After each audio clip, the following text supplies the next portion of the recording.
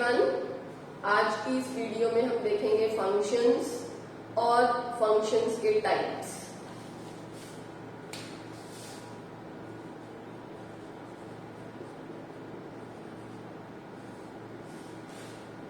आपने रिलेशन पढ़ा होगा, relation from A to B, relation from set A to set B is any subset of A cross B.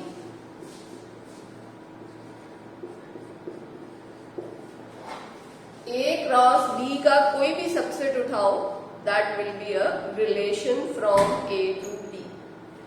अब जब हम function पे आते हैं तो फंक्शन भी एक पर्टिकुलर टाइप का रिलेशन ही होता है, वो भी एक subset of A cross B है, लेकिन सारे सबसेट्स नहीं, उनमें से कुछ चुने हुए सबसेट्स ही फंक्शंस होंगे और उनकी दो कैरेक्टरिस्टिक्स होंगी जो हमें ध्यान में रखनी है, जो इस रिलेशन को फंक्शन बनाएंगी। एक बार डिफाइन करते हैं, a function F from A to B, F colon A to B, A arrow B, इसको रीड करते हैं, F is a function from A to B if वो दो कौन कौन सी चीजें हैं जो इसे फंक्शन बनाएंगी,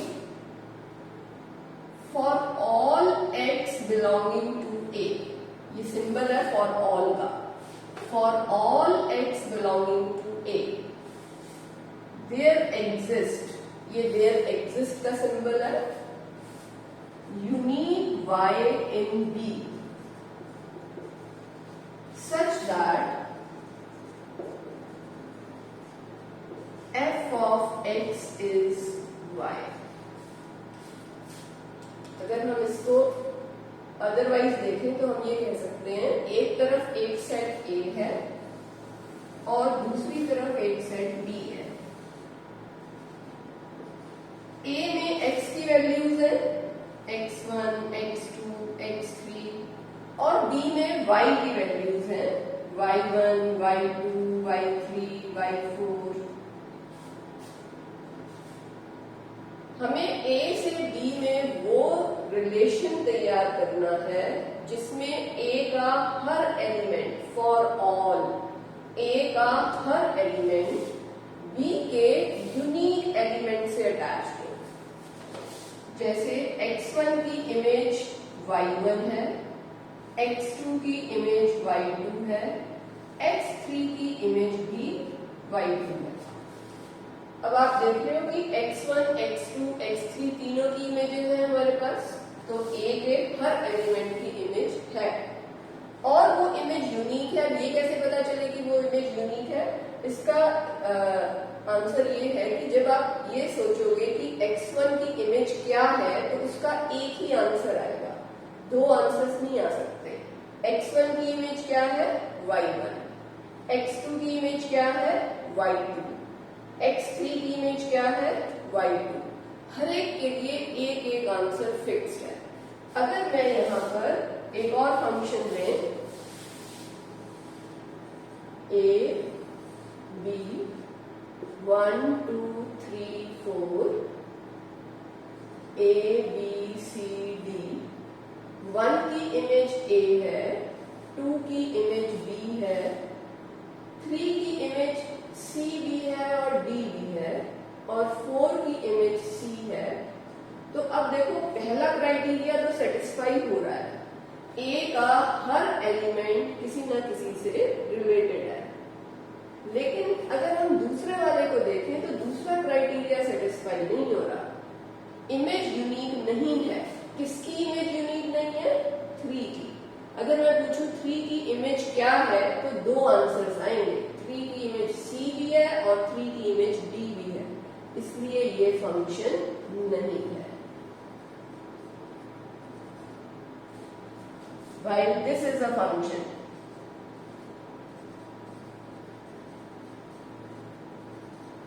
एक और सिचुएशन है, 1 2 3 4 1, 4, 9, 25। फंक्शन है, रिलेशन हम जो डिफाइन कर रहे हैं, 1 की इमेज 1 है। एक्चुअली हम लेफ्ट हैंड साइड में जो नंबर्स हैं उनके स्क्वायर्स से उनको रिलेट कर रहे हैं। तो 2 की इमेज 4 हो गई और 3 की इमेज 9 हो गई। 4 की इमेज 16 होगी जो कि यहाँ प्रेजेंट ही नहीं है। इसका मतलब 4 किसी भी नंबर से अटैच नहीं है, 4 की कोई इमेज नहीं है, इसलिए this is also not a function. तो आप देखो, एक रिलेशन को फंक्शन होने के लिए 2 क्राइटेरिया है। पहला क्राइटेरिया, हर एलिमेंट की इमेज हो, एक हर एलिमेंट की इमेज हो। दूसरा, वो इमेज यूनिक हो। यहाँ पर दोनों क्राइटेरिया सेटिस्फाई हो रहे हैं, इसलिए ये एक फंक्शन है। यहाँ सेकंड क्राइटेरिया सेटिस्फाई नहीं हो रहा, 3 की 2 इमेजेस आ रही हैं, इसलिए ये फंक्शन नहीं है। यहाँ पर फर्स्ट क्राइटेरिया सेटिस्फाई नहीं हो रहा क्योंकि 4 की इमेज ही नहीं है, 4 किसी से रिलेटेड ही नहीं है, इसलिए ये भी एक फंक्शन नहीं है। तो this is how we define a function.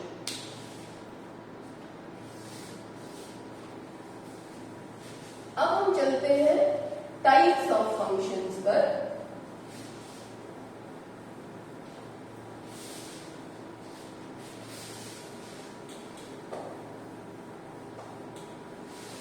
There are 2 types of functions.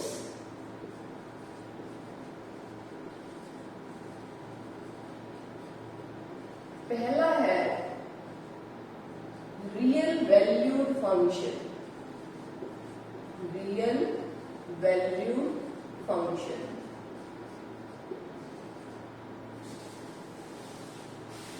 Real valued function वो वाले फंक्शन हैं जिनकी वैल्यू रियल आ रही है। अगर हम f को एक फंक्शन कहें a से b में और f ऑफ x की वैल्यू y हो, तो x पर जब f को ऑपरेट किया जाता है, वैल्यू y मिलती है, it means value of function is y। और जब हम कह रहे हैं रियल वैल्यू, तो इसका मतलब y रियल होना चाहिए। If y belongs to R, then f is real valued function। यहां x पे कोई प्रॉब्लम नहीं है, x रियल हो या ना हो कोई फर्क नहीं पड़ता, y का रियल होना जरूरी है, तभी ये रियल वैल्यूड फंक्शन होगा। फॉर एग्जाम्पल, अगर हम 2 सेट्स लें A और B, A में हम कुछ फ्रूट्स के नाम लिख देते हैं, फिग, एप्पल, बनाना। और राइट हैंड साइड में हम नंबर्स लिख देते हैं, 7, 8, 9, 10 तक के नंबर्स। और रिलेशन या फंक्शन हम इस तरह से डिफाइन कर रहे हैं कि इस फ्रूट के नाम में कितने लेटर्स हैं। फिग में 3 लेटर्स हैं, तो ये 3 से रिलेट हुआ। एप्पल में 5 लेटर्स हैं, ये 5 से रिलेटेड होगा। बनाना में 7 लेटर्स हैं, तो ये 7 से रिलेटेड होगा। यहां पर x की वैल्यूज रियल नहीं है, वो तो फ्रूट्स के नाम है, जबकि y की वैल्यू रियल है, therefore it is real valued. ये रियल वैल्यूड फंक्शन है। x का हमें कोई प्रॉब्लम नहीं है, x कुछ भी हो, y अगर रियल है तो ये रियल वैल्यूड फंक्शन है। Now second type of function is real function. Real function, real function वो फंक्शन है जिसमें x और y दोनों ही रियल वैल्यूज हैं। अगर f(x = y) है, where x एंड y दोनों ही रियल नंबर्स को बिलोंग करते हैं, then f is real function. y दोनों ही रियल नंबर्स होने चाहिए, तब ये रियल फंक्शन है। तो दोनों में डिफरेंस क्लियर है। This is real valued function जिसमें आंसर का रियल होना जरूरी है। दिस इज रियल फंक्शन जिसमें x और y दोनों को रियल होना जरूरी है, जैसे 1 2 3 इज रिलेटेड टू 1 4 9। तो ये एक रियल फंक्शन और ये एक रियल वैल्यूड फंक्शन।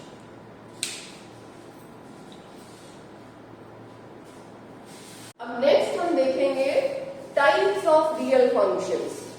हमने जितना फंक्शंस पढ़ना है सब रियल फंक्शंस पढ़ना है, तो इसलिए अब different types of real numbers देखते हैं। एक एक करके इन फंक्शंस को डिस्कस करेंगे, लेकिन उससे पहले एक बार फंक्शन का डोमेन और रेंज डिस्कस कर लिया जाए। Domain of a function,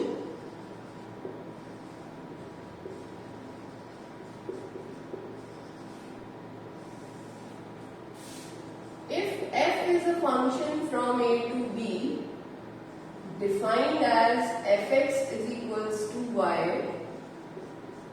then all values of x a से आ रही है तो इसका डोमेन a हो गया। It is basically all set of all values of x such that f of x equals to y and x belongs to a।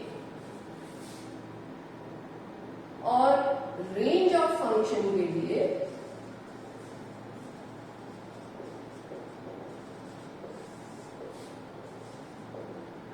अगर f a to b एक function है defined as fx equals to y, तो range of function is basically a subset of b। b का सबसेट है और range में वो सारी y की वैल्यूज होंगी जो x से रिलेटेड है। वो सारी y की वैल्यूज जो x से रिलेटेड है। अगर हम domain and range of a real function की बात करें, domain and range of real function, अभी हमने डिस्कस किया था रियल फंक्शन में x की वैल्यू और y की वैल्यू दोनों ही रियल नंबर से आ रही है। तो रियल फंक्शन का डोमेन भी R का सबसेट होना चाहिए और रेंज भी R का सबसेट होना चाहिए। रियल फंक्शन के लिए डोमेन और रेंज दोनों ही सबसेट्स ऑफ रियल नंबर्स होने चाहिए। अगर हम रियल फंक्शन को एक मशीन की तरह से देखें तो इसमें आप x इनपुट दे रहे हो और ये इनपुट ही डोमेन है, y आउटपुट आ रहा है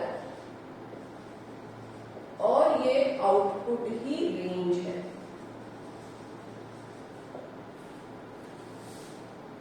प्रिसाइजली स्पीकिंग हम ये भी कह सकते हैं those real values of x for which y is defined and real,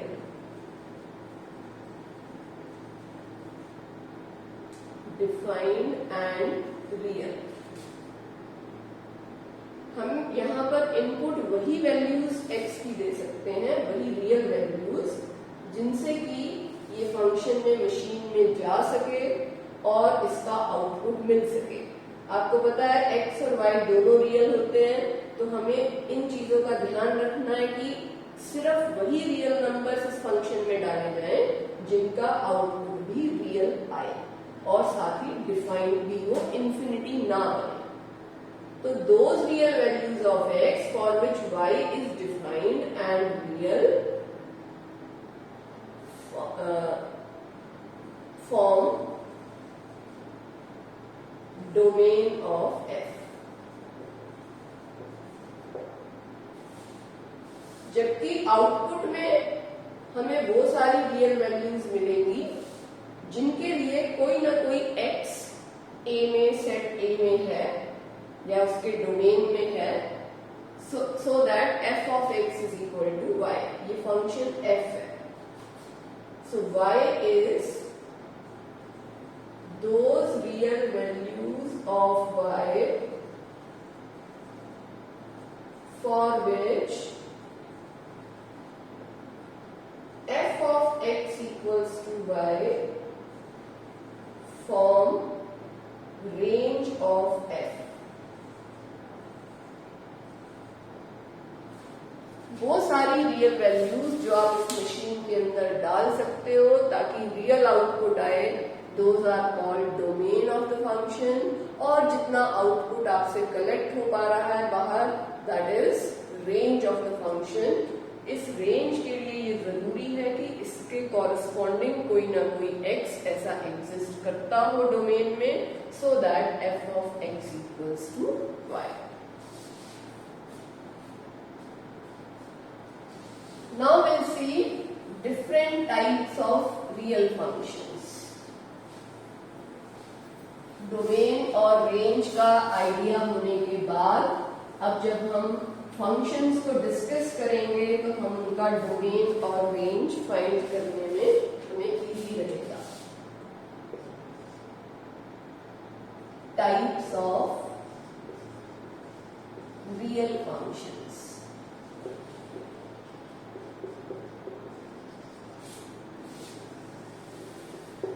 real functions बहुत सारे टाइप्स के हो सकते हैं, लेकिन कुछ फंक्शंस ऐसे हैं जो नेम फंक्शंस हैं, जिन्हें हम उनके नाम से बुलाते हैं, नाम से याद रखते हैं। फंक्शन का नाम आते ही हमारे माइंड में क्लियर हो जाता है ये किस तरह का फंक्शन होगा, इसका डोमेन कैसा होगा, इसका रेंज क्या होगा, इसका ग्राफ कैसा होगा।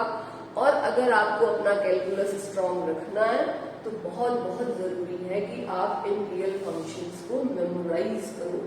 मेमोराइज करने के लिए समझना जरूरी है, उसके नाम से उसे कोरिलेट करना जरूरी है। सबसे पहला टाइप ऑफ रियल फंक्शन है कांस्टेंट फंक्शन।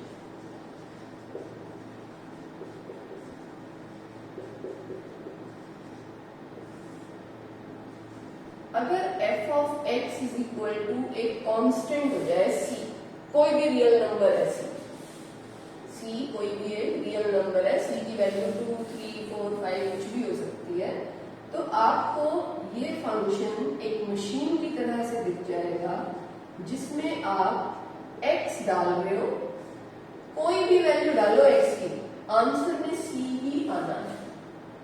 जब हम यहाँ पर कुछ भी डाल रहे हैं और आंसर c आ रहा है, तो रियल फंक्शन के हिसाब से अगर हम इसका डोमेन सोचते हैं तो हमें ये सोचना है कि हम x को कौन कौन से रियल वैल्यूज दे सकते हैं। हम तो कह रहे हैं कुछ भी दे दो, आंसर c अपने आप आ जाएगा।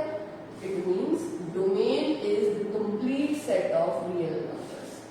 और इसकी रेंज मतलब आउटपुट क्या आ रहा है, तो आउटपुट तो एक सिंगल नंबर है c, इसलिए आउटपुट हो गया c।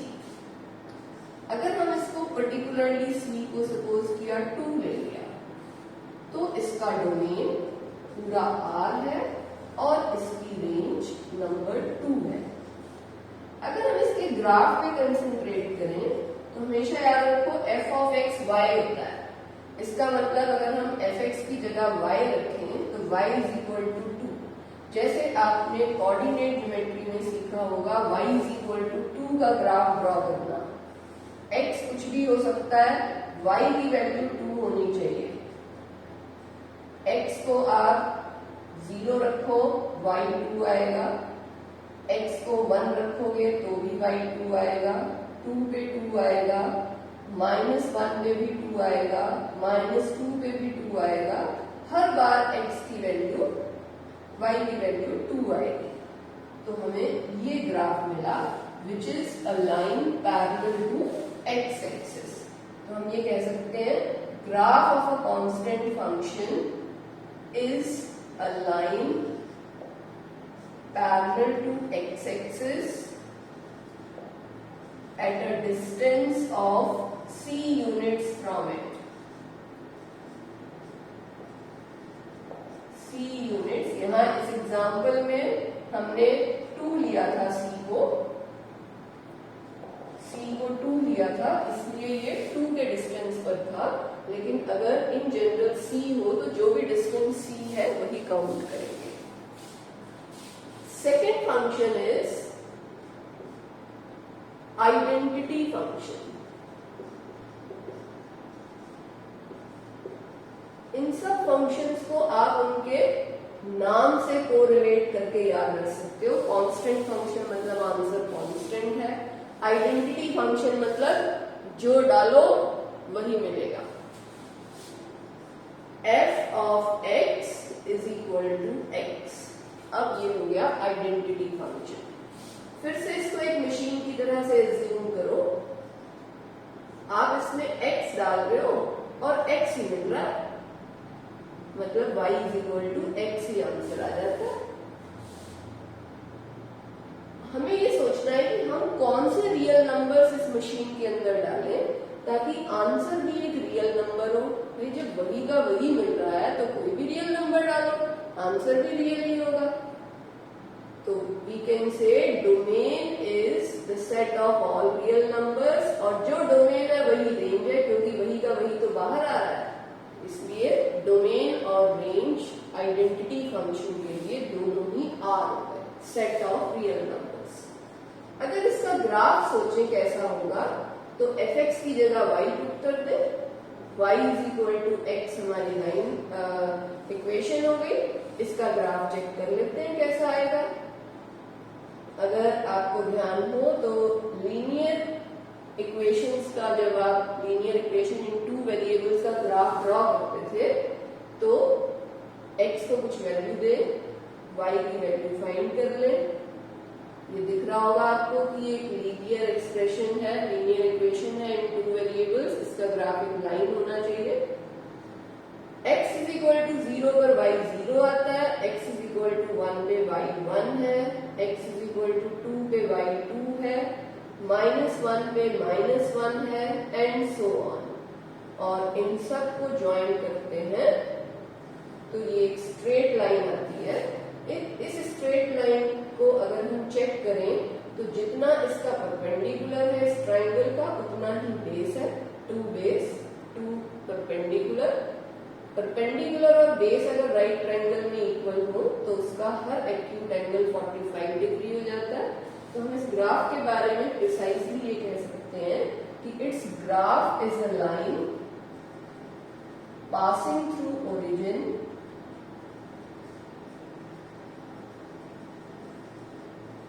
inclined at an angle of 45 degree, inclined at an angle of 45 degree with positive x-axis।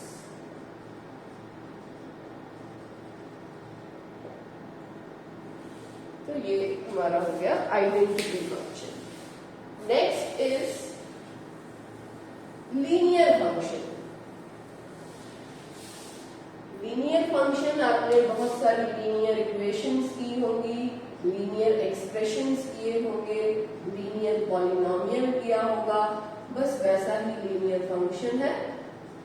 अगर fx एक लीनियर एक्सप्रेशन है, ax प्लस b टाइप का एक फंक्शन है, then it is called linear function.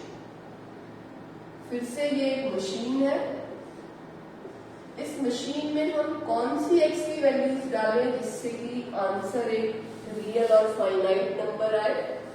आप कोई भी रियल नंबर डालो, जब आप उसे a से मल्टीप्लाई करोगे, a और b भी तो कांस्टेंट्स हैं, कोई रियल कांस्टेंट्स हैं a और b। जब आप किसी और रियल नंबर से मल्टीप्लाई करोगे, उसमें दूसरा रियल नंबर ऐड करोगे तो भी आंसर एक रियल ही रहेगा। इसलिए आप x को ऑल रियल वैल्यूज दे सकते हो और जो आंसर आएगा वो, क्योंकि ax plus b is equals to y है, यहां से अगर हम x की वैल्यू निकालें तो y माइनस बी अपॉन ए। अब हम चेक कर सकते हैं कि अगर कोई भी रियल नंबर हुआ उसमें से b सब्ट्रैक्ट किया और a से डिवाइड किया तो आंसर एक रियल ही तो आएगा। इसका मतलब y भी कोई भी रियल नंबर हो सकता है, क्योंकि हर x के लिए आपको रियल y मिलेगा और हर y के लिए, हर रियल y के लिए आपको कोई ना कोई x जरूर मिल जाएगा, कोई ना कोई x रियल जरूर मिल जाएगा। इसलिए इस फंक्शन का डोमेन भी रियल नंबर्स और रेंज भी रियल नंबर्स। x भी सारी रियल वैल्यूज ले सकता है और y भी सारी रियल वैल्यूज ले सकता है। और आपको ये तो पता ही है कि लीनियर फंक्शन का ग्राफ एक स्ट्रेट लाइन होती है, कोई भी स्ट्रेट लाइन हो सकती है, वो depending upon values of a and b। तो it's graph is any straight line, कोई भी स्ट्रेट लाइन। उसके बारे में हम ऐसा कुछ नहीं कह सकते जैसा हमने आइडेंटिटी फंक्शन के लिए कहा, वो कोई भी टाइप की एक लाइन हो सकती है।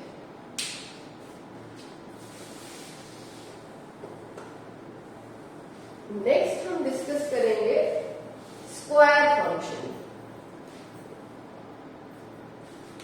स्क्वायर फंक्शन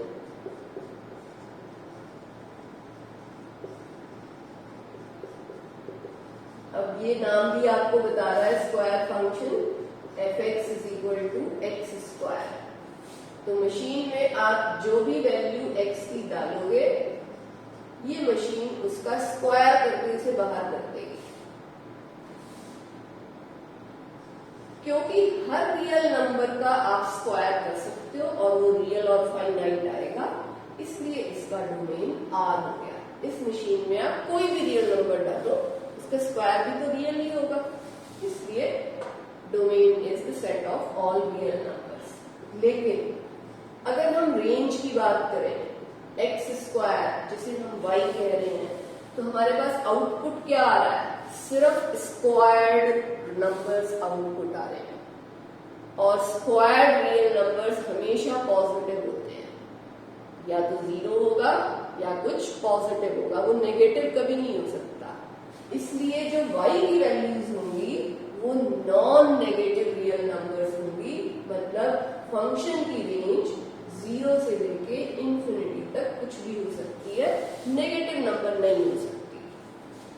अब इसका ग्राफ सोचे क्या आएगा, तो f(x) की जगह जब हमने y रखा, इक्वेशन बनी y is equal to X square. जब हम x को 0 वैल्यू देंगे y भी 0 होगा, x को 1 देने पे y 1 होगा, -1 पे भी y 1 होगा, 2 पे y 4 हो जाएगा और -2 पे भी y 4 हो जाएगा।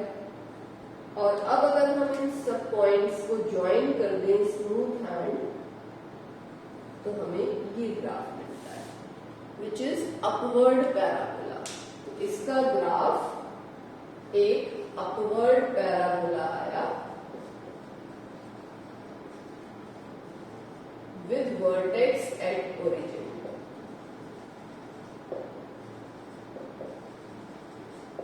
ये शेप पैराबोला की शेप कहलाती है, क्योंकि ये ऊपर की साइड खुल रहा है इसलिए अपवर्ड पैराबोला, और एक टर्निंग ले रहा है ये ओरिजिन पर, इसलिए ये ओरिजिन इसका वर्टेक्स है।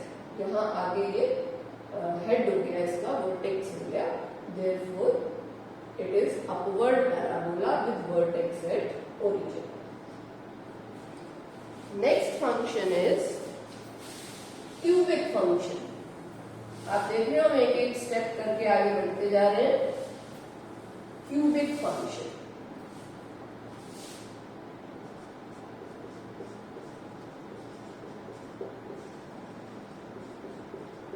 आप बड़े आराम से गेस कर सकते हो इसकी definition. f(x) is equal to X cube. इसमें जब आप x डालोगे तो फंक्शन उसका क्यूब बनाकर बाहर देगा। जब आप जो भी रियल नंबर डालोगे उसका क्यूब बाहर आएगा। अगर एक फाइनाइट रियल नंबर आप लेते हो तो उसका क्यूब भी डेफिनेटली एक फाइनाइट रियल नंबर होगा। Therefore x can take any real value. तो डोमेन ऑफ द फंक्शन कोई भी रियल नंबर हो सकता है। रेंज के बारे में सोचें तो हमने x क्यूब को y कहा। अब हमें ये सोचना है कि किस किस y के लिए x एग्जिस्ट करता होगा। हम इसको ऐसे भी लिख सकते हैं x is cube root of y। हमें ये भी पता है कि हम हर रियल नंबर का क्यूब रूट निकाल सकते हैं, भले ही फैक्टराइजेशन मेथड से ना निकाल पाए, कैलकुलेटर से निकाल पाए, या और भी तरीके हैं लोगैरिथम यूज करना, आप आगे और भी पढ़ेंगे। क्यूब रूट तो हम फाइंड कर सकते हैं।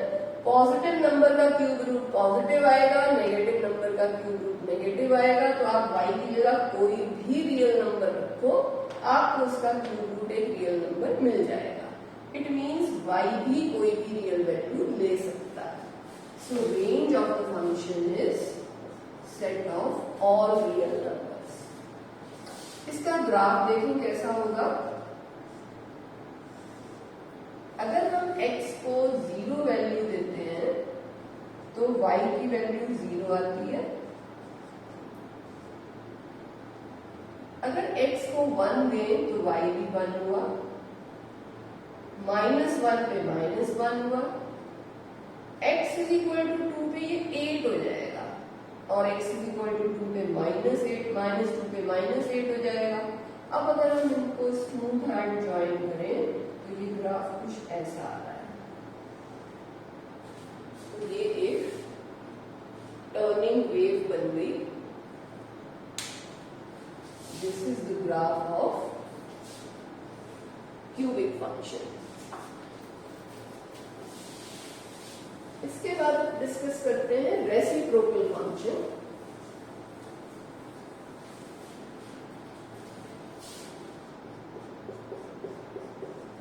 रेसिप्रोकल फंक्शन, यहां भी नाम आपको बता रहा है। रेसिप्रोकल फंक्शन मीन्स x का रेसिप्रोकल।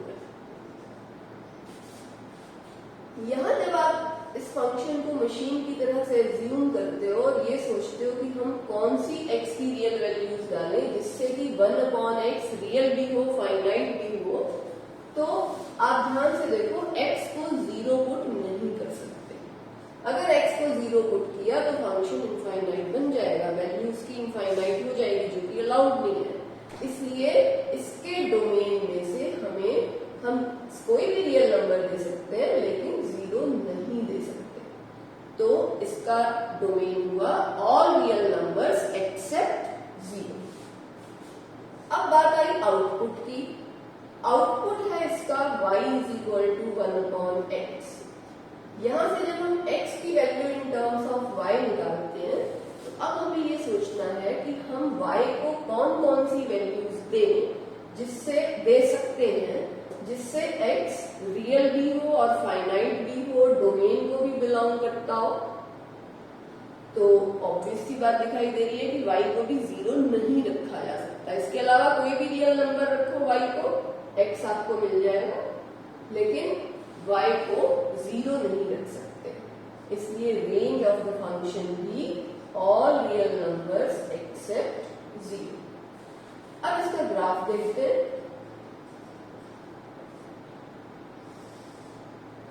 अगर x को, रेसिप्रोकल फंक्शन आपको पता है x को जितना बढ़ाते जाओगे वो उतना छोटा हो जाएगा, जितना छोटा करोगे उतना बढ़ जाएगा।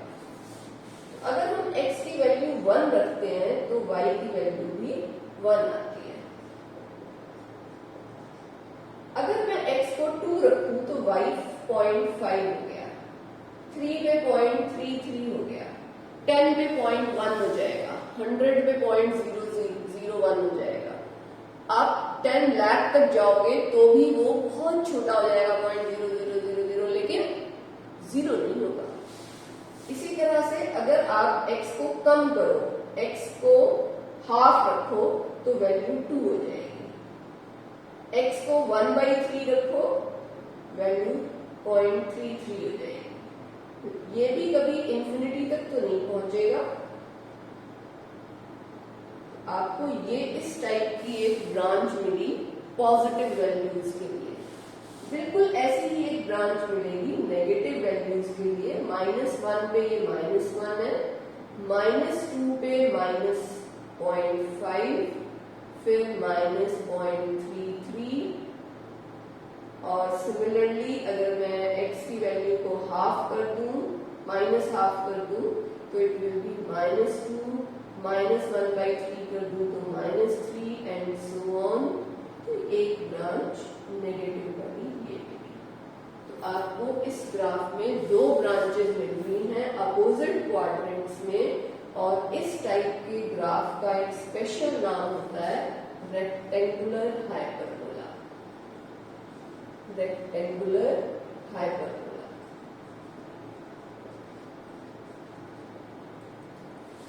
ये ग्राफ अगर आपको याद रहेंगे तो आप आगे चल के कैलकुलस में ये बहुत हेल्प करेंगे आपकी।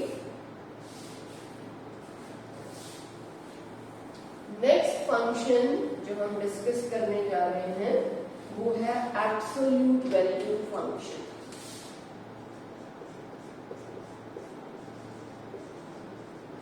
एब्सोल्यूट वैल्यू फंक्शन,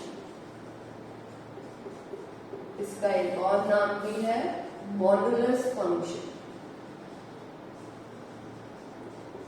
ये आपने पहले पढ़ा होगा, यूज किया होगा। fx = मॉडुलस ऑफ x, इसको बोलते हैं एब्सोल्यूट वैल्यू फंक्शन। अगर आपको ध्यान हो तो इस फंक्शन में अगर x की वैल्यू -3 होगी तो आंसर 3 लिखा जाएगा, 3 होगी तो भी आंसर 3 लिखा जाएगा। इट मीन्स x जो भी हो उसका एब्सोल्यूट होने के बाद वो पॉजिटिव आंसर ही देता है। तो इसको मशीन की तरह से ट्रीट करते हुए अगर हमें ये सोचना है कि हम इसमें कौन सी रियल वैल्यूज फीड कर सकते हैं जिससे कि आंसर मॉडुलस x आ जाए, पॉजिटिव हो जाए, तो कोई भी रियल वैल्यू दो भाई, 0 का 0 हो जाएगा, सारे पॉजिटिव वैल्यूज सेम रहेंगे, सारे नेगेटिव वैल्यूज उसी वैल्यू के साथ पॉजिटिव हो जाएंगे। तो इसका डोमेन हुआ set of all real numbers. अब अगर आप सोचो कि इसकी रेंज क्या होगी, तो रेंज में तो सारी आपको पॉजिटिव वैल्यूज मिल रही है, या तो 0 या तो पॉजिटिव, नेगेटिव तो कभी मिलेगा नहीं।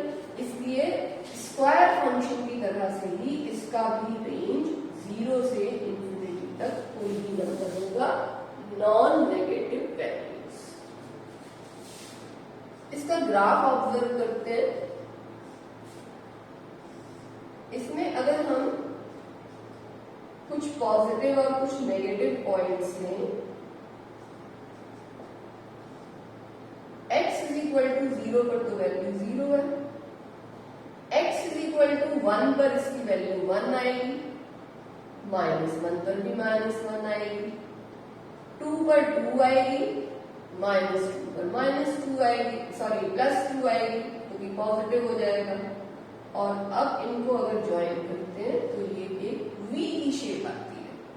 इस तरह से मॉडुलस फंक्शन का ग्राफ एक V बनता है। और जो ये टर्निंग पॉइंट आ रहा है वो टर्निंग पॉइंट वही वाला पॉइंट होता है जिस पर मॉडुलस के अंदर की वैल्यू 0 हो। टर्निंग पॉइंट, टर्निंग क्यों कह रहे हैं इसको? क्योंकि यहाँ पर फंक्शन ने अपना नेचर चेंज कर दिया। पहले ये नीचे जाने वाली एक लाइन थी और अब ये इसने अपनी स्लोप चेंज कर दी। इस फंक्शन में एक और कैरेक्टरिस्टिक है जो हमें बहुत हेल्प करती है, वो ये कि अगर हम इसकी इलेबोरेटेड डेफिनेशन लिखें मॉडुलस x की, तो हम ये कह सकते हैं कि अगर x पॉजिटिव है तो आप उसको एज इट इज रहने दो। अगर x पॉजिटिव है या फिर 0 है तो उसको एज इट इज रहने दो। लेकिन अगर x नेगेटिव है तो आप उसे 3 कर रहे हो। ये 3 कैसे आ रहा है? Negative of -3 is 3। It means जब मॉडुलस के अंदर की वैल्यू माइनस है, जब x की वैल्यू नेगेटिव है, तो आप उसे एक माइनस साइन अपनी तरफ से प्रोवाइड कर रहे हो ताकि माइनस माइनस मिलके प्लस हो जाए। तो हम इसकी ये पीस वाइज डेफिनेशन, क्योंकि दो अलग अलग पीसेस में इंफॉर्मेशन आ रही है, इसलिए इस टाइप के फंक्शन की डेफिनेशन को पीस वाइज डेफिनेशन बोलते हैं। अगर हम मॉडुलस फंक्शन को पीस वाइज डेफिनेशन में चेंज करें तो it is minus x when x is less then 0 and x if x is greater than equal to 0. This is very important definition. जब आप इसको यूज करोगे तो ये डेफिनेशन बहुत काम आएगी। Next is signum function.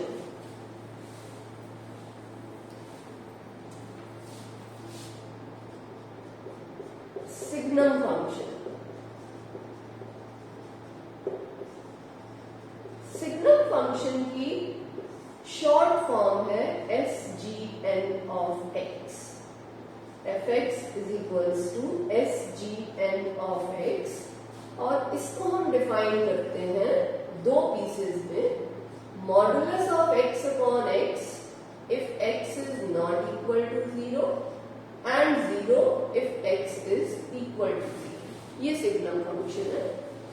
अगर हम मॉडुलस की डेफिनेशन को स्प्लिट कर लें, जैसे यहां किया था, माइनस एक्स अगर x की वैल्यू लेस देन 0 है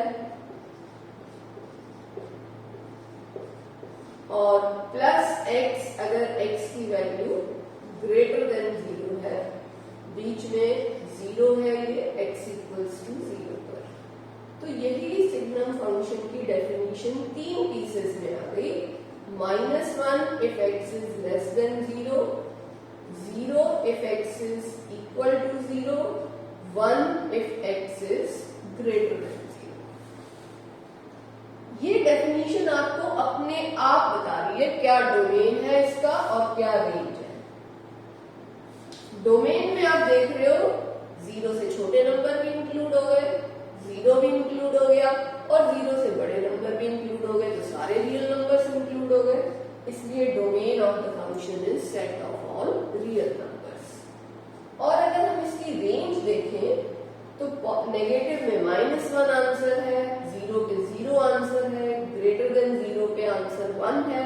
तो आंसर क्या आ रहा है, आउटपुट क्या आ रहा है, सिर्फ 3 नंबर्स, और वो है -1, 0 और 1। तो इसकी रेंज एक बहुत छोटा सा सेट हो गया जिसमें सिर्फ 3 एलिमेंट्स हैं, -1, 0 और 1। अब हम इसका ग्राफ देखते हैं, सिग्नम फंक्शन का ग्राफ। फिर से अगर हम इसकी डेफिनेशन को, पीस वाइज डेफिनेशन को ऑब्जर्व करें तो लेस देन 0 के लिए ये कांस्टेंट फंक्शन है, 0 पे तो 0 ही है, ग्रेटर देन 0 पे भी एक कांस्टेंट फंक्शन है। हम ऑलरेडी पढ़ चुके हैं कांस्टेंट फंक्शन का ग्राफ एक लाइन होती है जो कि पैरेलल टू एक्स एक्सिस होती है और उतने ही डिस्टेंस पर जितनी उस कांस्टेंट की वैल्यू है। सबसे पहला फंक्शन हमने कांस्टेंट फंक्शन पढ़ा था, उस हिसाब से अगर हम इसका ग्राफ ड्रॉ करें तो जब तक x नेगेटिव है, सॉरी y, जब तक x नेगेटिव है y की वैल्यू -1 है। जब तक x नेगेटिव है y की वैल्यू -1 है। जब x पॉजिटिव हुआ तो y की वैल्यू +1 हो गई, 0 पर इसकी वैल्यू 0 हो गई। लेकिन ये कहां तक आने के बाद ये जंप करके 0 पर पहुंची वो हमें नहीं पता, क्योंकि आप ये कभी भी नहीं बता सकते कि 0 से जस्ट पहले आने वाला नंबर कौन सा है, 0 से जस्ट पहले कौन सा रियल नंबर आता है वो आप नहीं बता सकते, because between every 2 real numbers there are infinite many real numbers. इसलिए यहाँ पर हमने एक एम्प्टी सर्कल बना दिया जो इस चीज को शो करता है कि यहाँ पर एक डिसकॉन्टिन्यूटी का पॉइंट है, यहाँ फंक्शन ब्रेक हो रहा है, यहाँ पर किस मोमेंट पर वो जंप करके 0 पर पहुंचा वो नोन नहीं है। बिल्कुल इसी तरह से ये 0 से 1 पे किस पॉइंट पे जंप हुआ हमें वो नहीं पता चल रहा है।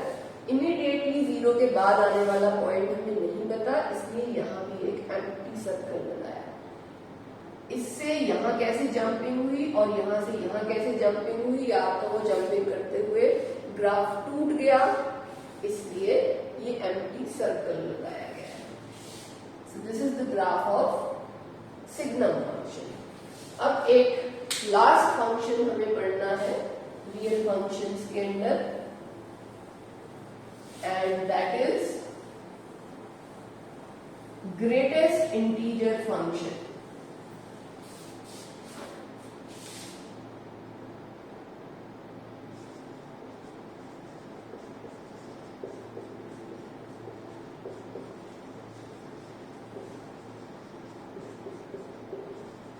Greatest integer function fx is equals to square bracket में अगर x रख दें तो ये सिंबल है द ग्रेटेस्ट इंटीजर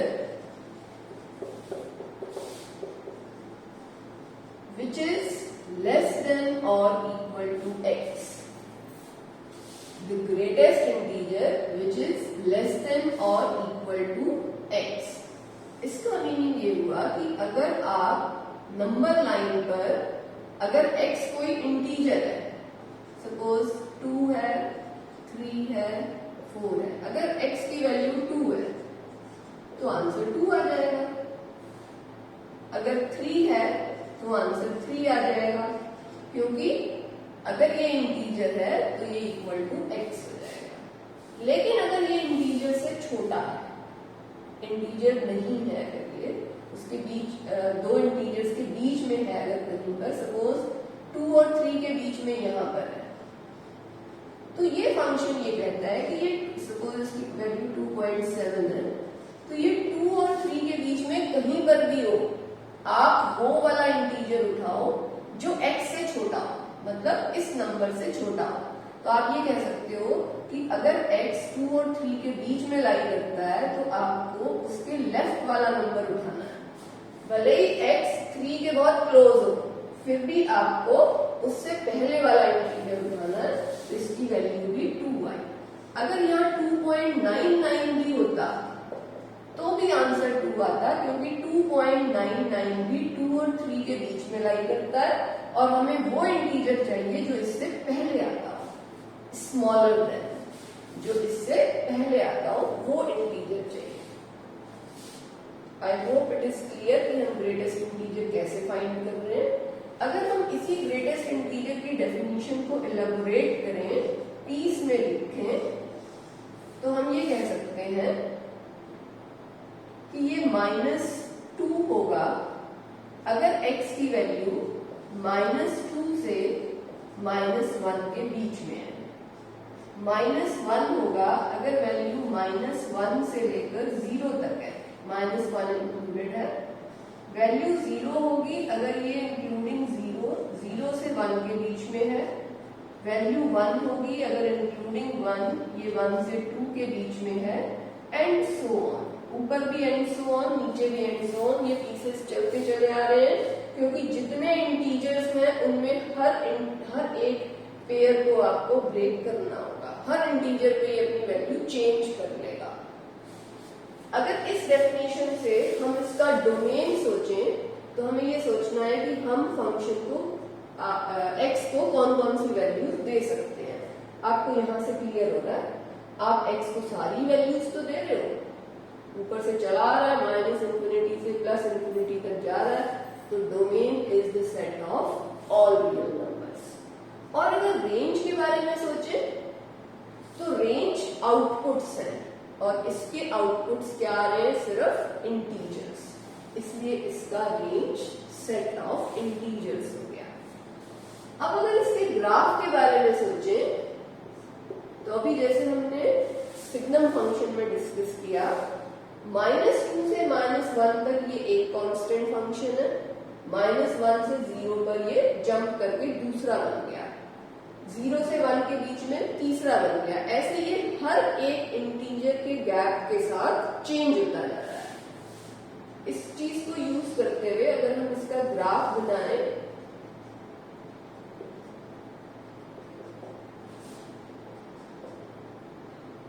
-2, -1, 0, 1, 2, 3।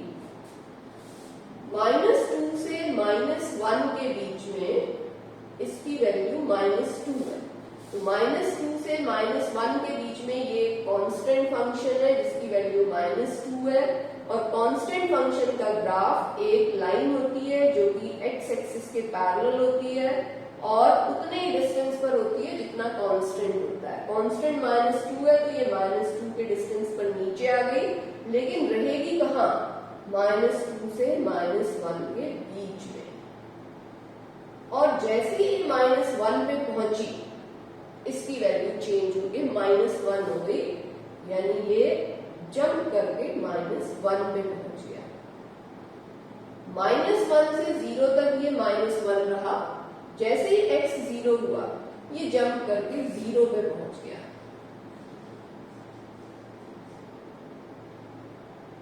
और जैसे ही इसकी वैल्यू 1 हुई ये जंप करके 1 पे पहुंच गया। जैसे ही इसकी वैल्यू 2 हुई ये जंप करके 2 पे पहुंच गया, एंड सो ऑन। इसी तरह से ये चलता रहेगा, नीचे भी इस तरह से वैल्यूज और ऊपर भी इस तरह से वैल्यूज। अगर आप इस फिगर को ध्यान से देखो तो ये फिगर रिजेंबल करती है स्टेप्स ऑफ अ स्टेयर के साथ, स्टेप्स ऑफ अ स्टेयर से रिजेंबल करती है। इसीलिए इस फंक्शन का एक और नाम है स्टेप फंक्शन।